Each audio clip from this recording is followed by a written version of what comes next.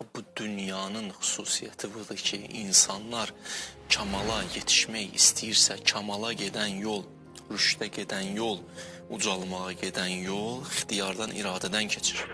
Və əziz Allahımız da bu yola elə qərar verib ki, sən bir addım atanda Allah 10 addım sənə tərəf gəlir.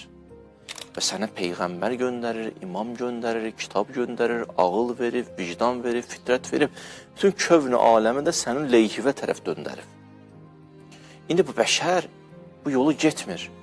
Bu qüsur bu bəşərdədir. Onda gəlib belə çıxır, bu dünya yaranmayaydı.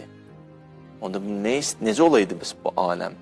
Bu aləm özü belə qurulub ki, bəzi insanlar öz iradələri ilə səhv yola geyəcəklər.